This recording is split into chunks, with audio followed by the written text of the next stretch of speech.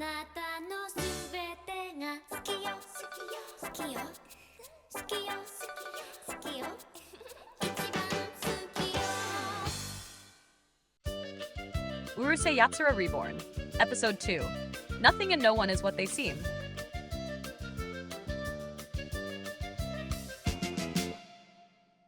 Scene 1. A few days after the great competition for the fate of Music Earth, Ataru Moroboshi was standing in the hallway of his house, practically hunched over the telephone and shouting at the top of his lungs. "Where's the money you promised me?" he demanded, gripping the receiver tightly. "Where's the penthouse? Where are the girls?" On the other end of the line, the voice of a government official sounded nervous and distant through the interference. Unfortunately, Mr. Moroboshi, the situation after the tournament is no longer the same. We're under far too much pressure. The public would never look kindly upon the government granting your demands. You have to understand our position. You know, I risked my life, Ataru interrupted, red with rage. I was beaten, electrocuted, and threatened. But, Mr. Moroboshi, please understand. Frankly, we don't believe that young alien girl is going to come back to music, take revenge on you. After all, everything happened during the competition, and several days have already passed. Most likely, the matter is behind us. And if it isn't? Ataru shot back. I should be under protection right now. That horrible alien girl swore she'd come back for revenge. The official remained silent for a moment before answering with obvious reluctance. Well, if that makes you feel safer, we could assign you a permanent guard. You would remain under protection 24 hours a day for the next 6 months. You would be required to stay at home and avoid going outside except in strictly necessary circumstances. Ataru opened his mouth to protest, but froze. 6 months locked up, he thought. Images of the girls walking through the park passed through his mind. The students he met on his way to school. And the strange girls he used to try to pick up in the streets. That meant he wouldn't be able to flirt with any of them. The very thought sent a shiver down his spine. "Locked in my house for 6 months?" he finally exclaimed. "No way, absolutely not!" "Well, unfortunately, that's all we can offer you." What a bunch of useless idiots you all turned out to be. Click. The call ended abruptly. At that exact moment, Mrs. Moroboshi finished unplugging the telephone cable directly from the wall. "That's enough nonsense, Ataru," his mother scolded, crossing her arms. "You've spent the entire morning glued to that ridiculous thing without doing anything productive. What a disaster of a son we ended up with. We should have had a daughter like Shinobu. She gives her parents far fewer problems, and she's the top student in her class." "But, Mom, I saved Earth." Mrs. Moroboshi looked at him with utter disdain. What a hero, groping a poor alien girl in front of the entire planet. If that's what you call being a hero, then fine. Indignant and grumbling under his breath, Ataru dropped the telephone, quickly put on his shoes, and yanked the door open to leave the house. However, at the doorway, a shadow blocked his path. Standing before him was the little monk, Cherry. He wore his traditional robes and held a long Shinto staff covered with metal rings that softly rattled. His bald head gleamed beneath the intense sunlight as he watched Ataru with his usual mysterious expression. "Be careful, Ataru," the monk warned in a deep, ominous voice. "I see the shadows of misfortune hanging over you." Ataru didn't say a word. He simply snatched the staff from the monk's hands. A series of sharp blows rang out, followed by the sound of splintering wood and the metallic clatter of the staff breaking apart. Seconds later, Cherry was sitting on the floor, his clothes torn to pieces, a huge bump on his head, and the remains of his broken staff balanced on his skull. He stared blankly into the distance for a few seconds and sighed. "Gee, I still don't understand young people today." Scene 2. Around Earth's orbit, the gigantic Oni fleet was slowly making preparations to leave the solar system. Thousands of enormous yellow ships remained aligned around the planet as they updated their navigation coordinates and synchronized their routes back to the Oni homeworld. All around them, dozens of small diplomatic vessels were constantly taking off from the surface of Earth. They were shuttles carrying ambassadors, observers, delegates, and Oni officials who still remained on Earth after the competition. One after another, those small capsules returned to the immense motherships, where they were swallowed into the hangars in a constant stream that announced the imminent end of the mission. Inside the flagship, the atmosphere in the command room was completely different. The invading lord sat upon his enormous metal throne while several officers monitored the fleet's movements on the main screens. Finally, one of his subordinates gathered enough courage to step forward. "But, sir, we still have more than enough military and technological power to conquer Earth. We could reinterpret the rules, find some legal loophole, or simply ignore the agreement and wipe those little monkeys off the map." Boom! The invading lord's gigantic fist slammed into the command table. The entire room shook. The digital panels flickered, and several officers instinctively stepped back. The king slowly rose to his feet, towering clear as throat over everyone in the room. "Ignore the agreement," he thundered. "Do you really think I need an excuse to conquer a planet? If I wanted to, I could take Earth today." He fell silent for a moment. Then he smiled proudly. "But they won." His smile grew even wider. "And they won. Music exactly the way we would have won." He paused. "By cheating." The room fell completely silent. The invading lord crossed his arms as he watched an image of Earth slowly rotating on a screen. "We proposed a rigged competition.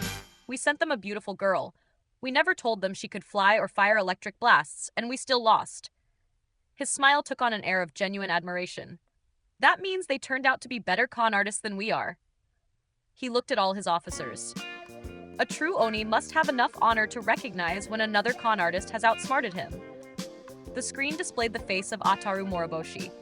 The king burst into laughter. "That little monkey with the idiot face managed to cheat the cheaters." He paused briefly.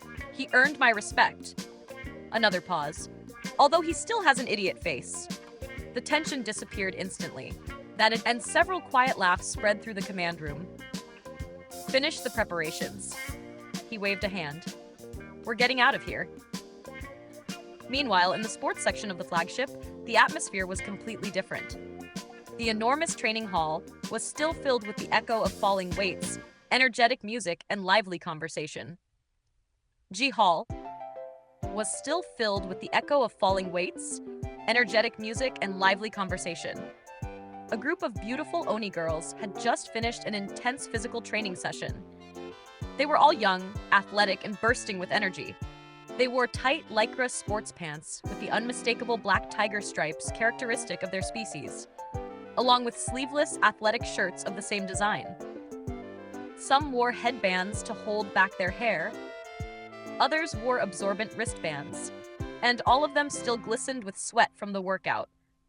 Carrying trays piled high with food, hamburgers, French fries, and cans of energy drinks, they took their places around a long table in the dining area, pushing one another playfully, joking, and laughing. One dropped heavily into her chair. Another sat sideways. A third casually rested one leg on the seat while opening her drink with a loud hiss.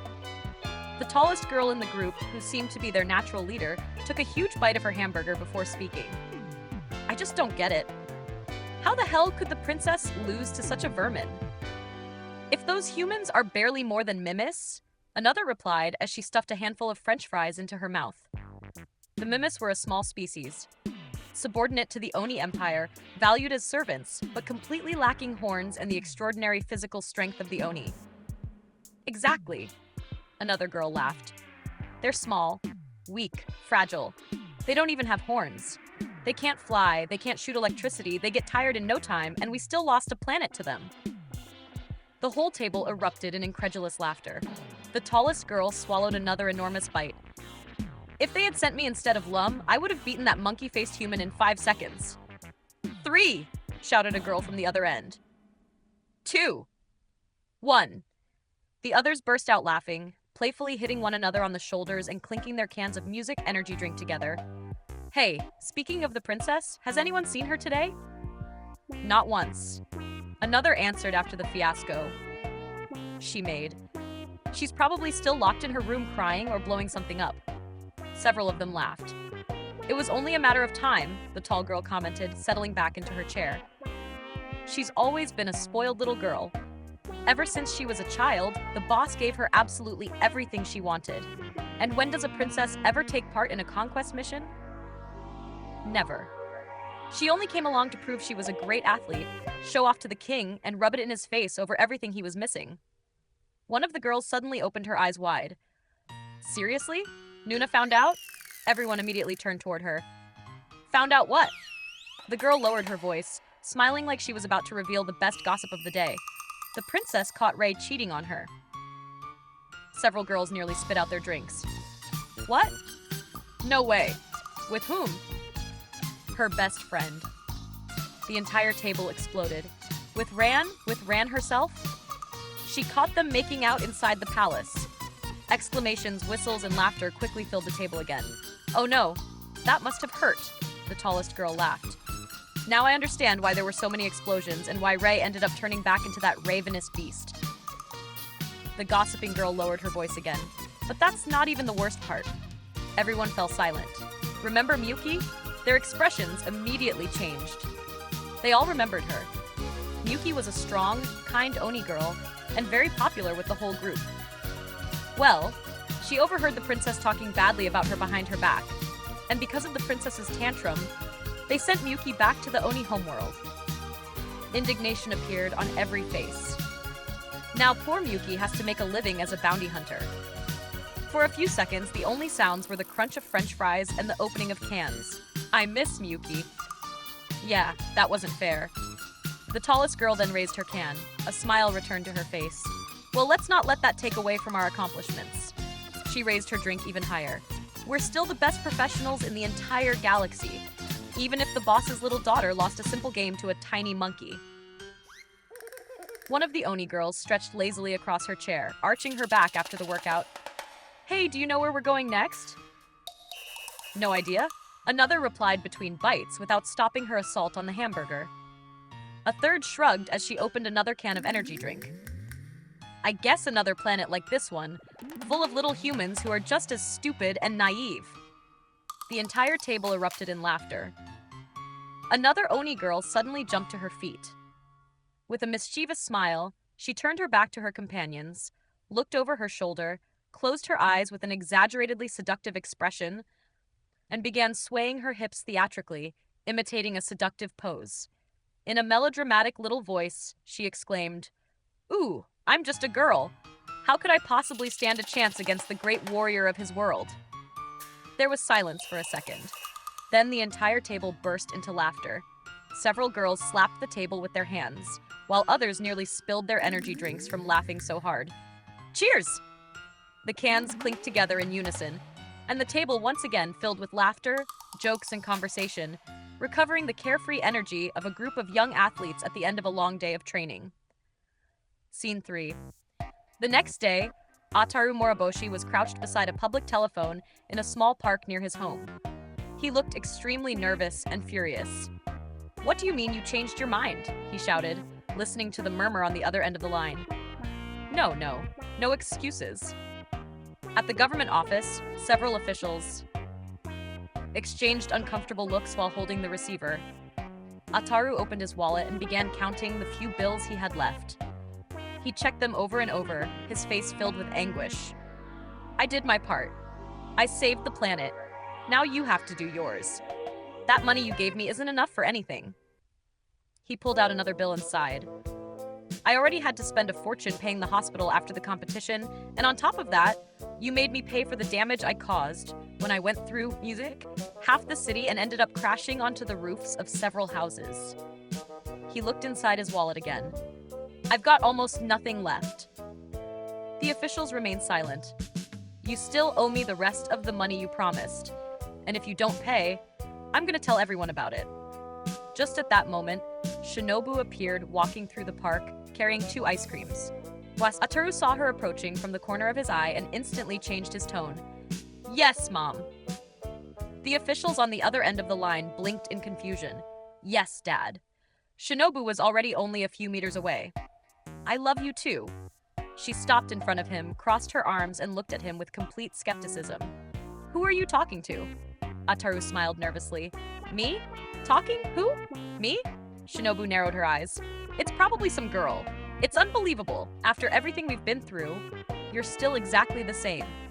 You never change." While she continued unloading an endless list of complaints, Ataru tried to smile at her while covering the telephone microphone with his hand. "Yes, of course." Shinobu kept talking without stopping. "Lots of kisses. Love you both." She raised an eyebrow. "See you at home." Click.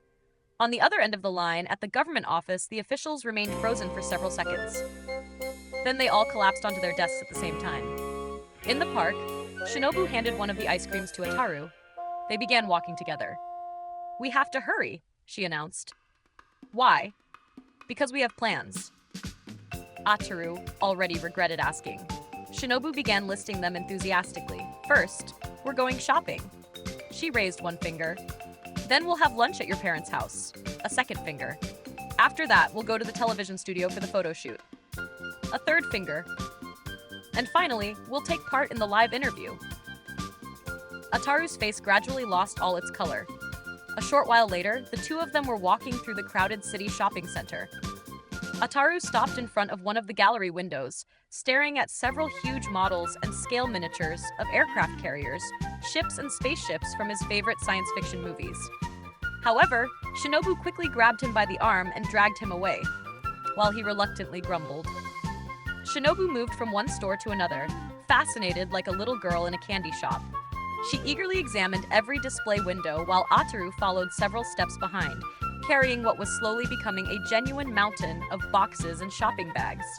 Inside one of the stores, Shinobu came out of the fitting room wearing an elegant white dress that moved gently as she spun around. "What do you think?" Ataru smiled. "You look beautiful." Minutes later, she appeared wearing a charming, fitted red dress with a delicate hat. Ataru applauded enthusiastically again.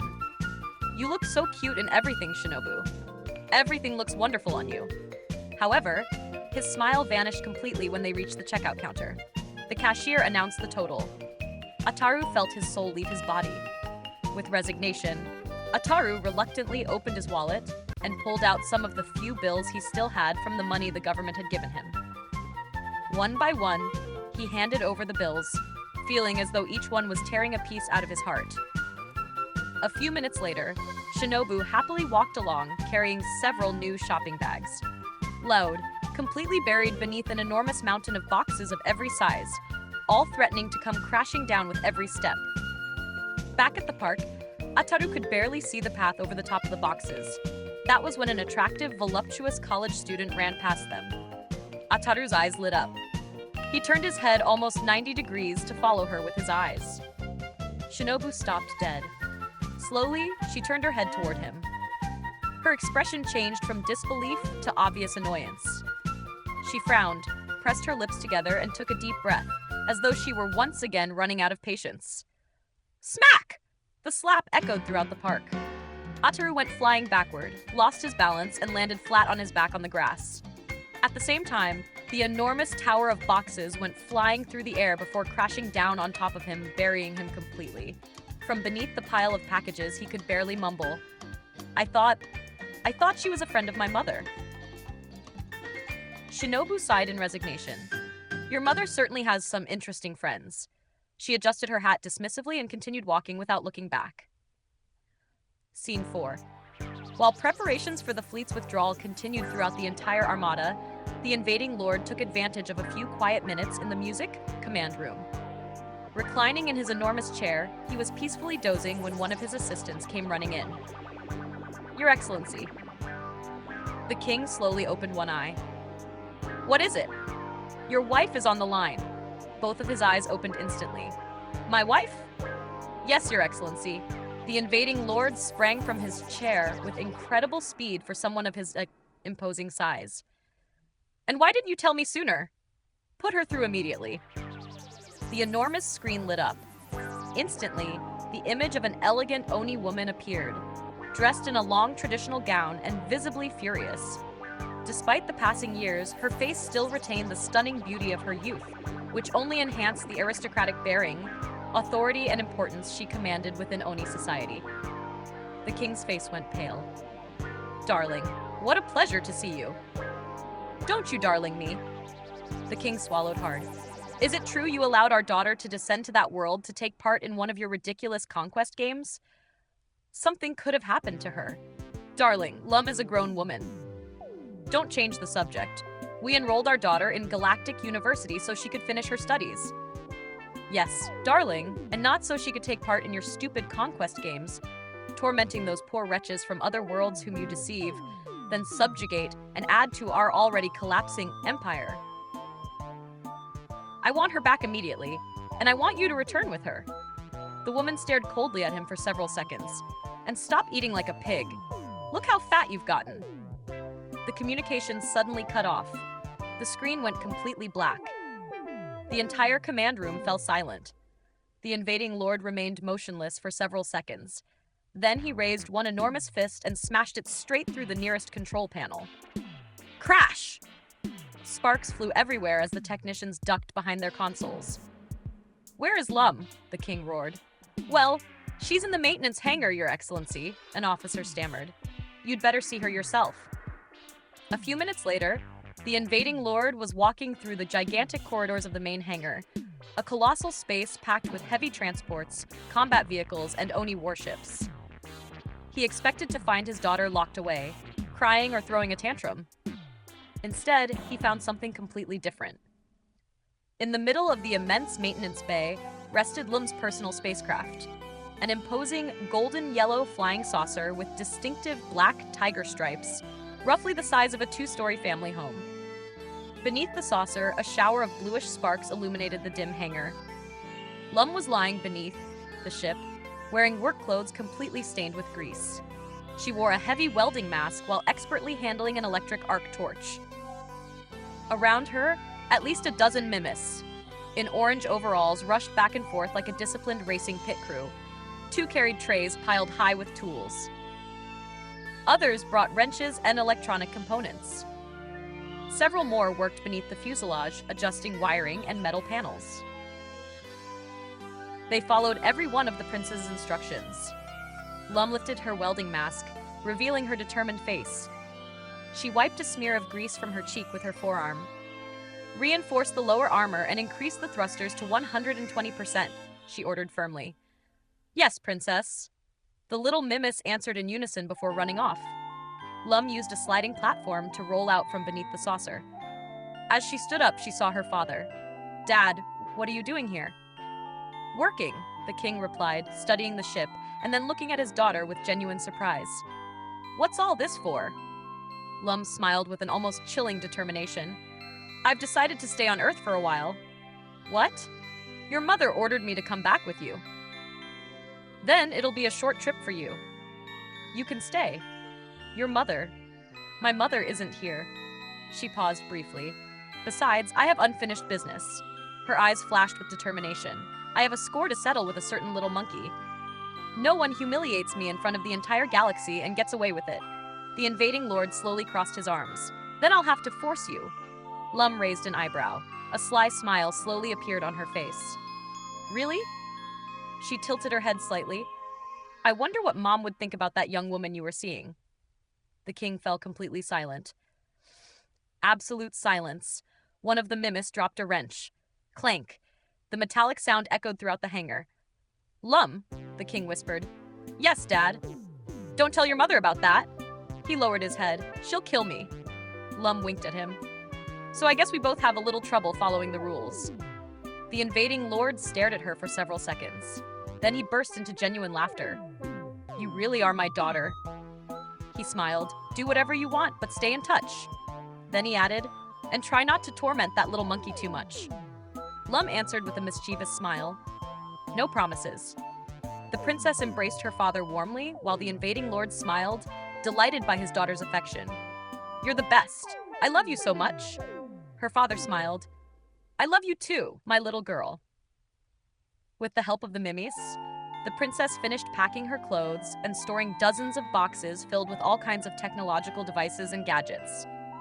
Once the work was finished, the little mimes, tears in their eyes and visibly saddened, said goodbye to the princess with a deep bow. We'll miss you very much, princess. Take care. As she climbed the ship's stairs, Lum stopped for a moment and looked at them with a smile. And I'll miss you too, little ones. Take care. Thank you for everything. She then entered the ship. The staircase slowly retracted, and finally the hatch closed. Minutes later, the beautiful yellow tiger-striped saucer powered up its engines, slowly left the hangar, and descended toward Earth. At the same time, the gigantic Oni fleet began its long journey back into the depths of space. Scene 5. A short while later, high above the Tomaviki neighborhood, the gigantic Oni fleet had already become a distant memory, disappearing toward the far reaches of the galaxy. Only one ship remained near Earth. It was Lum's small personal saucer, just slightly larger than a family home, silently hovering over the Narima district thanks to its optical camouflage system. Hidden among the clouds, it remained stationary directly above Ataru Moroboshi's house. A few meters below, life in the neighborhood continued as normal, with no one suspecting that an extraterrestrial princess was watching them from the sky. Shortly after noon, having finished their shopping, Shinobu and Ataru returned from central Narima to meet Ataru's parents and have lunch before their long-awaited television interview. The Moroboshi family was gathered in the dining room for lunch. Shinobu helped Mrs. Moroboshi serve the bowls on the low table, while Mr. Moroboshi calmly read the newspaper, seated on the tatami. "And Ataru? Where is he?" his mother asked. Shinobu glanced toward the hallway. "He's still talking on the phone. He's been acting very strange lately." In the hallway, Ataru remained hunched over the telephone, speaking quietly, but with a desperation he could no longer hide. "I want my harem. I don't care. You promised me. I put my life on the line. I saved the world." "Ataru," his mother shouted from the dining room. "Come help with the table and stop abusing that telephone. The company has already complained. That's the third phone they've replaced for us this year." A muffled thud was heard as Ataru reluctantly hung up. Minutes later, the entire family was gathered around the low table. "Tell us, Shinobu, how are your studies going?" Mrs. Moroboshi asked with a smile. "Very well. I'm applying for a scholarship along with several other students, and I think I have a good chance." "How wonderful," Mrs. Moroboshi sighed with genuine admiration. "You're such a lovely girl, Shinobu. You remind me of when I was a teenager. Don't you remember, dear?" Mr. Moroboshi lowered his newspaper, smiled tenderly, and put an arm around his wife. "Of course I remember. I used to wait for you outside school every day. I always wanted to have a daughter like you," she added. "Instead, we ended up with Ataru," his father finished naturally. "Hey," Ataru protested, banging his fist on the low table. "You're talking about the man who saved the planet." His mother didn't even flinch. "What a way to save it. Groping that poor alien girl in front of the whole world. You've become the neighborhood scandal. Everyone is talking about how depraved you looked on television." "It was part of the competition." "Of course. And I'm the Galactic Empress." Ataru snorted in frustration, crossed his arms, made a disgusted face, and leaned backward, turning his back on them. "What terrible parents I have." But he leaned a little too far. He completely lost his balance. He fell backward onto the tatami and accidentally kicked the low table in the process. The bowls jumped several inches. A plate of rice went flying and landed squarely on his forehead. Ataru lay flat on his back, completely motionless, with the plate perfectly balanced on his head. Mrs. Moroboshi let out a long sigh. "What a disaster of a son I have." At that very moment, above the Moroboshi family home, inside the saucer, a huge screen occupied almost an entire wall of the command room. On it were real-time images transmitted by a dozen tiny spy robots Lum had deployed throughout the Moroboshi house. Thanks to them, she could follow every conversation, every argument, and every single one of Ataru's blunders without missing the slightest detail. At that precise moment, the screen showed Ataru lying flat on his back on the tatami, with a plate of rice perfectly balanced on his forehead, and an expression that was both ridiculous and bewildered. In front of the gigantic screen, Lum sat comfortably in her reclining command chair, her legs crossed and resting on the control console. She held a bowl overflowing with star-shaped spicy snacks. The moment she saw the scene, she couldn't contain herself. She burst into loud laughter. She laughed so hard that several of the little snacks flew out of the bowl, bouncing across the console and scattering across the floor of the saucer, while Ataru's image continued to fill the entire screen. Scene 6. Hours later, the National Television Network's building was a genuine madhouse. Technicians raced through the corridors, pushing cameras mounted on enormous wheeled platforms. Producers shouted instructions, while assistants ran from one studio to another, carrying folders, microphones, and cables. Photographers prepared their flashes, makeup artists touched up the guests, and reporters waited behind the doors hoping to get an exclusive statement from the young man. According to the entire press, he had saved the planet. That interview had become the event of the day. Millions of households throughout Japan had their televisions turned on. Families ate lunch in front of their screens. In cafes, restaurants, and store windows, people began gathering so they wouldn't miss the appearance of the new national hero. Meanwhile, inside one of the dressing rooms, a young makeup artist was putting the finishing touches on music Ataru's face. "Done! We're all finished," she said with a smile as she put away her brushes. "It's an honor to meet the savior of the planet." Ataru smiled with complete confidence. The young woman gave an awkward little laugh. Ataru immediately seized the opportunity. His hand quickly slipped beneath the protective cloth covering his suit from the makeup. "Well, looks like you work out." At that very moment, the makeup artist gave a small, completely startled jump. Then she raised her hand and delivered a loud slap. "Pervert!" Ataru let out a pained groan as he held his cheek. At that moment, the dressing room door opened. "5 minutes until we're on the air," an assistant announced. The main studio gleamed beneath the intense light of dozens of spotlights. 3 enormous cameras were aimed at the stage. Cranes with mechanical arms moved slowly above the audience. Among the spectators were people of all ages, wearing shirts with Ataru's face and slogans such as "Savior of the Earth" and "Hero of Japan." There were also numerous posters showing Ataru holding the alien princess by the horns. Music, accompanied by a flashy slogan, "Our modern-day Momotaro." An army of cameramen, lighting technicians, sound engineers, and assistants moved precisely around the set while the host went over his notes one final time. Hundreds of people filled the seats in front of the stage. As the ambient lights went down, an ovation began sweeping through the studio. The cameras switched on their red indicator lights. The director raised his hand. 3, 2, we're live. The program's music filled the studio. The host appeared smiling before the cameras. "Good afternoon, Japan." The audience answered with a thunderous round of applause. "Today, we have the privilege of welcoming the young man who stopped the alien invasion and saved all of humanity." The giant screen behind the stage began playing footage from the competition against the Onus. The stands erupted in applause once again.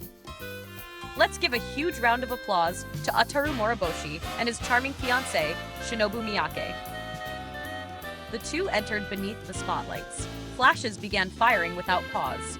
Ataru waved like a genuine celebrity, smiling and raising his hand to receive the audience's ovation. Shinobu walked beside him with a much more modest smile, greeting everyone politely. They took their seats in the center of the stage. The host waited for the applause to die down. "Ataru, all of Japan wants to ask you the same question." He paused briefly. "How did you manage to defeat an extraterrestrial invader?" Ataru smiled with an almost arrogant confidence. It was the moment he had been waiting for since the competition ended. "It was difficult." He crossed his arms importantly. "But thanks to my intelligence, my perseverance, and, of course, Shinobu's support, I never lost faith." The audience answered with another round of applause. Shinobu smiled shyly. On his own initiative, Ataru took her hand in front of the cameras. The entire studio let out a collective, tender "Ah!" In millions of Japanese homes, families smiled as they watched the scene. It looked like the perfect image of a young couple who had become national symbols overnight. No one imagined that this image was only seconds away from being shattered. The interview continued perfectly normally. "It must have been a terrifying experience," the host commented. "We also know that you spent several days in the hospital after the competition." Ataru nodded solemnly. "That's right. There were moments when I thought I wouldn't survive. I even thought I might lose the competition, but I never stopped thinking about protecting humanity." The audience applauded once again. The studio's giant screen began playing archival footage. The race, the crowd watching the competition, the ambulances arriving at the scene of the accident, and Ataru being taken to the hospital. In homes throughout Japan, thousands of people watched the interview closely. Some nodded in admiration. Others commented among themselves about how brave the young man had been. Then the image. A second, interference lines appeared. The host frowned slightly. One of the technicians looked up toward the control booth. The image stabilized again, but it was no longer the video prepared by the production team. The screen showed a hospital room. Ataru appeared completely wrapped in bandages, lying on a bed. With an expression of absolute enthusiasm, he stretched his arms toward a young nurse. "Could you give me a sponge bath?" The nurse, paying little attention to him, leaned over to adjust an IV bag. At that precise moment, one hand began shamelessly sliding toward where it shouldn't. The response was immediate. The nurse struck him squarely on the head. The image showed Ataru writhing in pain. For 1 second, absolute silence filled the studio. Then the first laughs began coming from the audience. Within seconds, the entire audience burst into laughter. The host's eyes widened. Shinobu slowly turned her head toward Ataru. Ataru remained completely motionless. "What?" he stammered. The screen continued playing the recording. Another nurse entered the room. Ataru sat up again with a smile. The young woman caught him reaching out once more. The result was another direct blow to the head. The scene changed. A third nurse. Another attempt. Another blow. Then a fourth. Then a fifth. Several nurses eventually left the room in obvious annoyance, while Ataru followed them with his eyes from the bed. The laughter grew louder with every new scene. Some people in the studio had tears in their eyes from laughing so hard. In the control booth, the producers began shouting, "What's happening? Get that tape off! That's not ours! Cut the signal!" The technicians frantically pressed buttons and switched from one video source to another. The screen wouldn't respond. The mysterious transmission continued occupying the entire national broadcast. In millions of Japanese homes, the reaction had already changed completely. The families who, only minutes earlier, had admired the national hero began looking at one another. Some elderly people slowly shook their heads. Several mothers frowned. Many teenagers laughed out loud. In some restaurants, customers pointed at the television, laughing. In other places, people muttered with obvious disapproval. The host cleared his throat, trying to regain control. This must be a regrettable technical error. Ataru suddenly stood up. "That didn't happen like that." His voice could barely compete with the laughter filling the studio. Shinobu continued staring at the screen. Her smile had completely disappeared. She could feel dozens of eyes fixed on her. She could hear people whispering only a few meters away. Some were even beginning to look at her with a mixture of pity and disbelief. Without realizing it, she slowly released Ataru's hand. For the first time since the interview began, she wished she weren't there. Before the host could bring the interview back under control, the screen flickered again.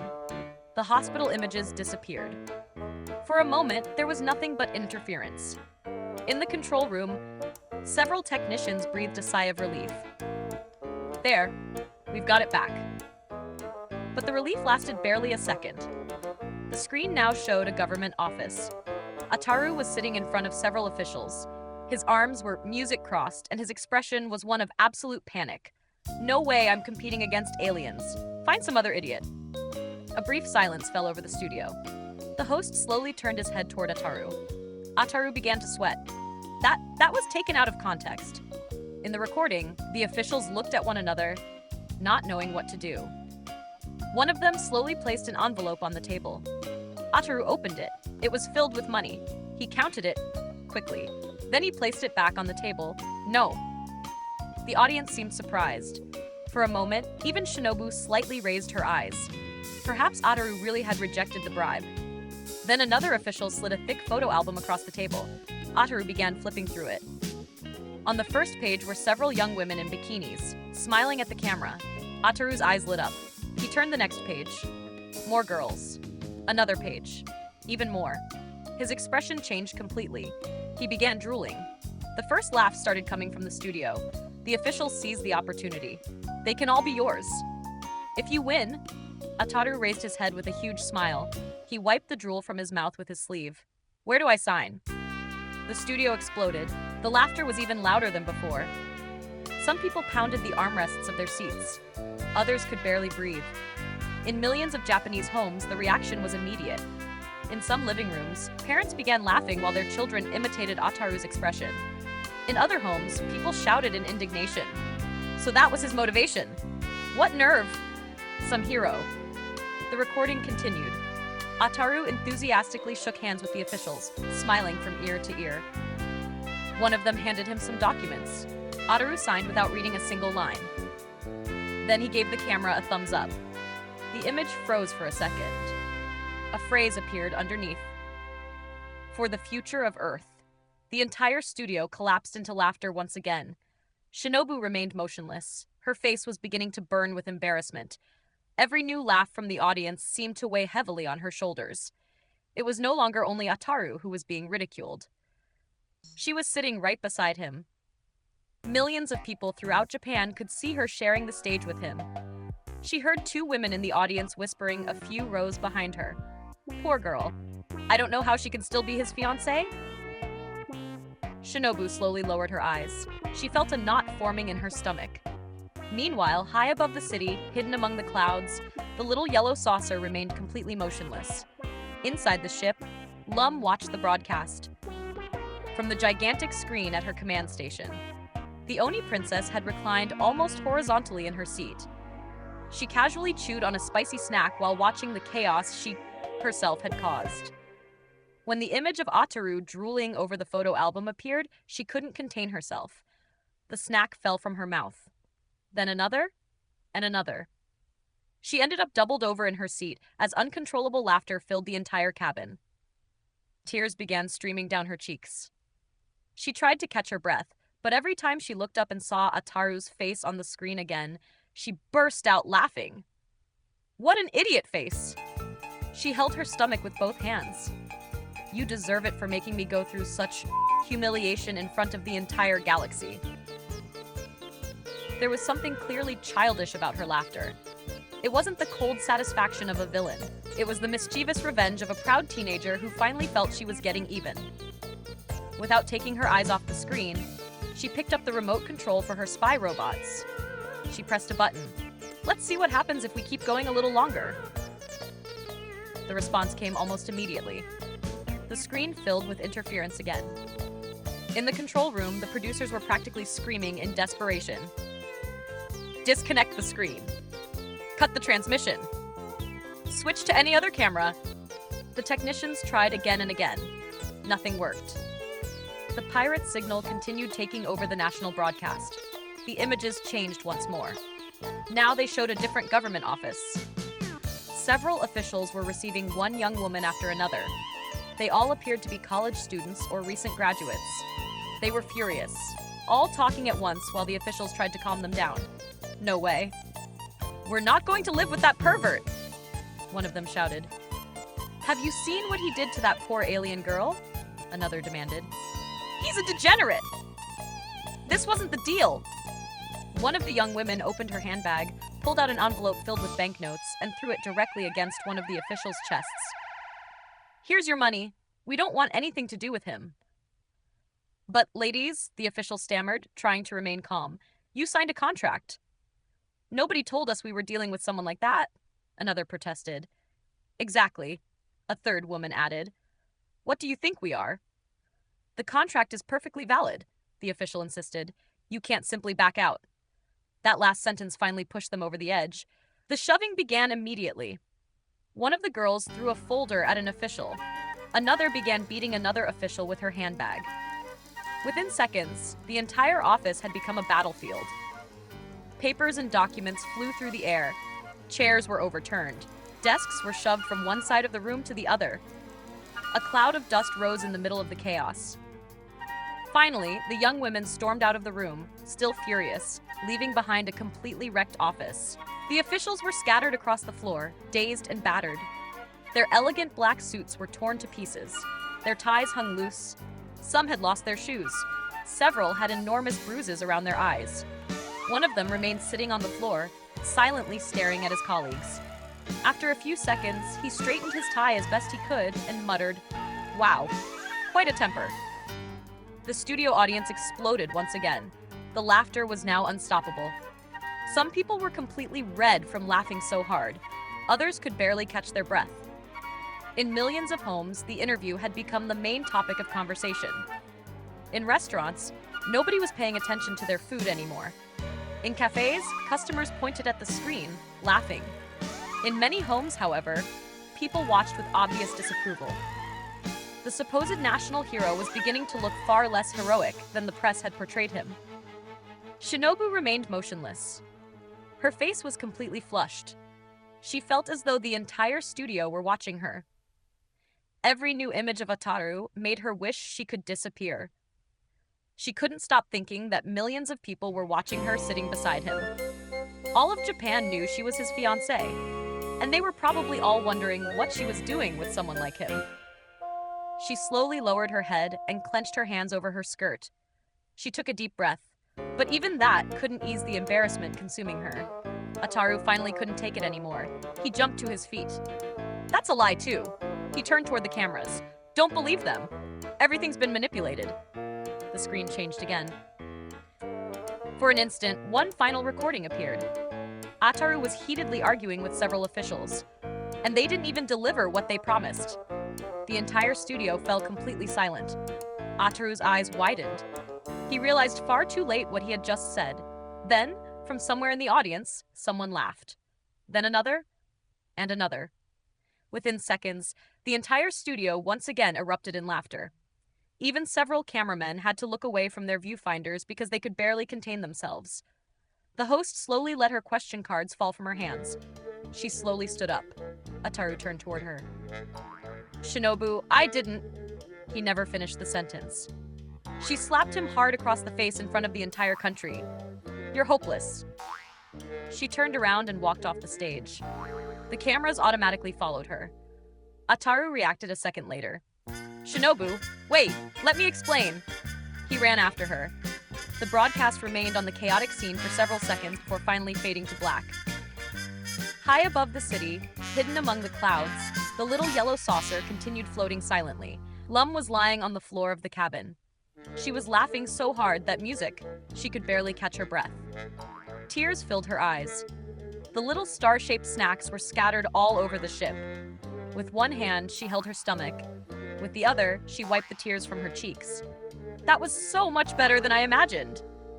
She looked back at the frozen image of Ataru on one of the secondary monitors. Although this is only the beginning. Ataru Moroboshi. Lum pressed a button on the console. The little spy robots continued silently transmitting everything happening around the Moroboshi house. She took another snack from the bowl and continued watching the screen with the same curiosity and excitement of a teenager who had just discovered her new favorite pastime. Scene 7. Hours later, the sun began to set over Tomaviki.